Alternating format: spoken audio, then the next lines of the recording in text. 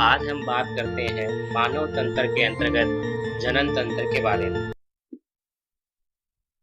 जनन सजीवों में होने वाली वह प्रक्रिया है जिसमें जीव अपने समान संतति उत्पन्न करता है, अर्थात जीवों में अपने समान संतति उत्पन्न करना जनन कहलाता है। जैसे कि अगर कोई गाय है तो उसकी संतति गाय ही होती है, बकरी है तो उसकी संतति बकरी ही होती है। तो अपने समान संतति उत्पन्न करना जनन कहलाएगा। और जनन जीवों में आवश्यक है उनकी संख्या बनाए रखने के लिए। जनन दो प्रकार का होता है, अलैंगिक जनन तथा लैंगिक जनन। अलैंगिक जनन में केवल एक ही जनक के द्वारा संतति उत्पन्न होती है, अर्थात केवल एक ही जनक होगा और उसे संतति उत्पन्न हो जाएगी। जैसे कि अमीबा है, पैरामीशियम है, एक कोशिकीय के जो जीव होते हैं, अगर उनको हम काट दें तो वो दो अलग अलग जीव का निर्माण कर लेते हैं, तो वह अलैंगिक जनन है।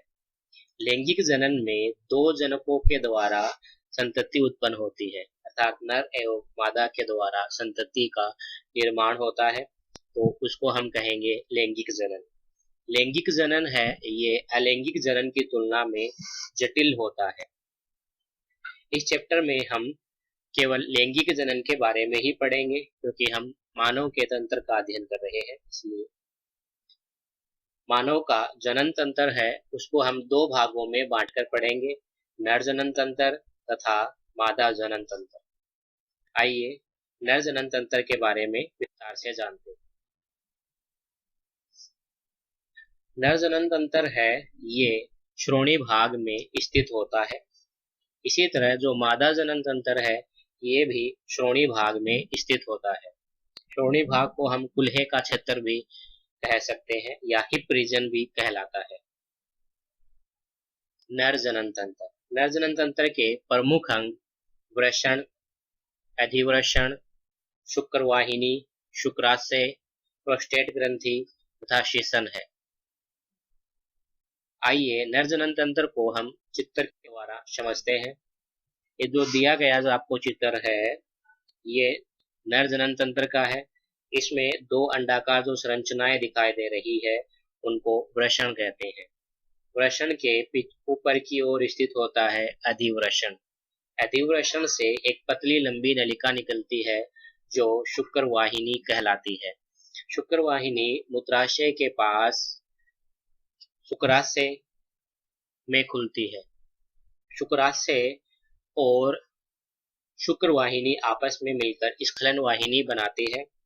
यह स्खलन वाहिनी मूत्र मार्ग से जुड़ी हुई रहती है और मूत्र मार्ग के दोनों ओर अखरोट के समान दो ग्रंथि पाई जाती है जिसका नाम होता है प्रोस्टेट ग्रंथि, और मूत्र मार्ग शीशन के द्वारा शरीर से बाहर खुलता है।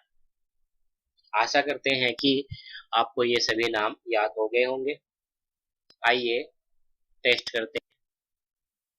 नर जनन तंत्र, आपको बताना है कि इस अंग का क्या नाम है। वृषण, इसके ऊपर क्या स्थित होता है, अधिवृषण। इसे पतली लंबी नलिका निकल रही है, इसका नाम शुक्रवाहिनी।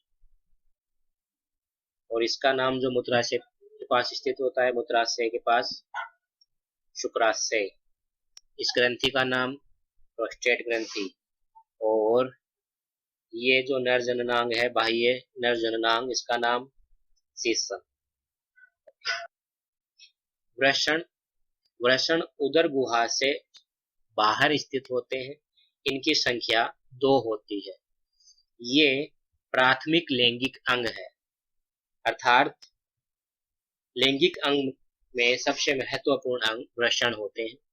इनके द्वारा शुक्राणु का निर्माण किया जाता है तथा साथ ही यह टेस्टोस्टेरोन हार्मोन का स्राव भी करता है। नर जनन तंत्र में जो वृषण है इसमें जब शुक्राणु बनते हैं, ये शुक्राणु अधिवृषण और शुक्रवाहिनी से होते हुए शुक्राशय तक पहुंच जाते हैं। फिर शुक्राशय से शुक्राणु और प्रोस्टेट ग्रंथि का स्राव दोनों आपस में मिलकर शीशन के द्वारा शरीर से बाहर निकाल दिया जाता है इस प्रक्रिया को स्खलन कहते हैं।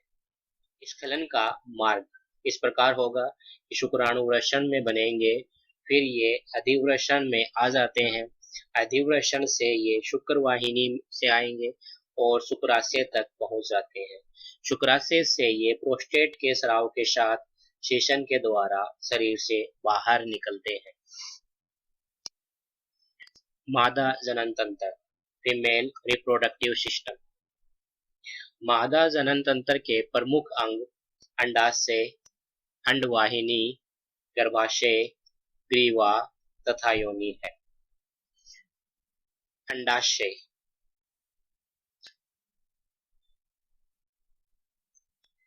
आइए मादा जनन तंत्र को चित्र के द्वारा हम समझते हैं। इनमें जो गोलाकार संरचना दिखाई दे रही है, इनका नाम होता है अंडाशय। अंडाशय से अंडवाहिनी पतली लंबी नलिका निकलती है जो अंडवाहिनी कहलाती है। यह अंडवाहिनी गर्भाशय से जुड़ी हुई रहती है। गर्भाशय का आगे का संकरा भाग ग्रीवा कहलाता है। यह ग्रीवा योनि में खुलता है जो एक पतली लंबी नलिका होती है।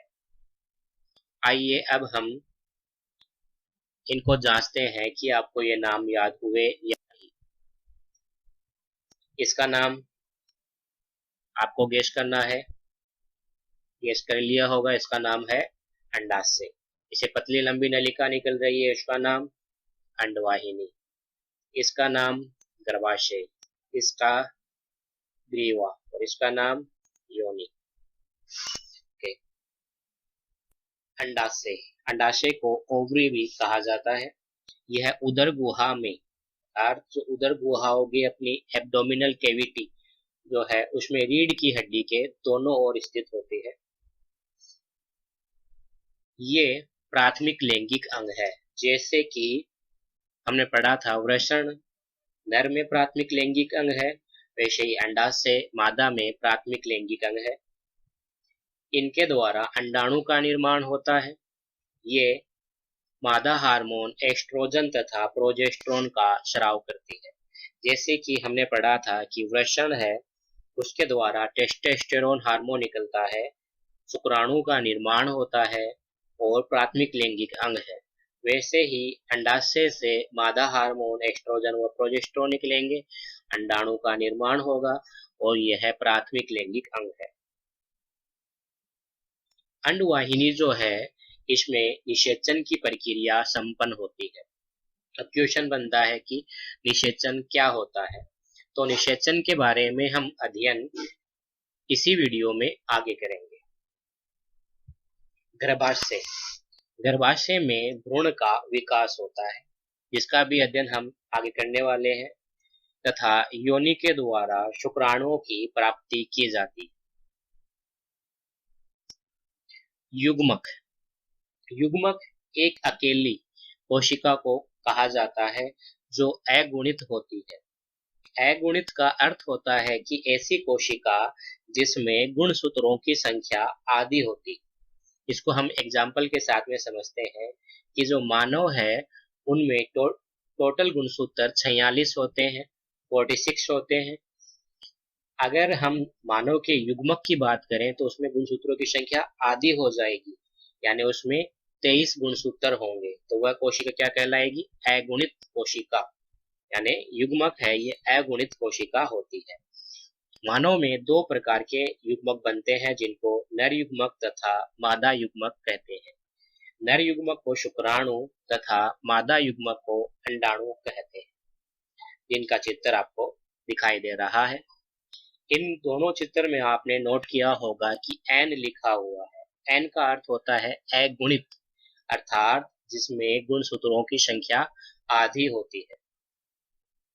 युग्मक जनन, युग्मकों के निर्माण की प्रक्रिया को युग्मक जनन कहते हैं। युग्मकों के निर्माण की प्रक्रिया को युग्मक जनन कहते हैं। यह वृषण तथा अंडाशय में संपन्न होती है। वृषण में भी युग्मक जनन होता है और अंडाशय में भी युग्मक जनन होता है। वृषण में जब युग्मक जनन होगा तो इससे शुक्राणु बनता है जबकि अंडाशय में युग्मक जनन होगा तो उसे अंडाणु बनता है।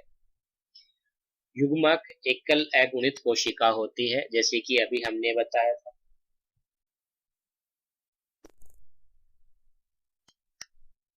निषेचन मानव में होने वाली प्रक्रिया है जिसमें अंडाणु तथा शुक्राणु के संलयन से द्विगुणित युग्मनज का निर्माण होता है।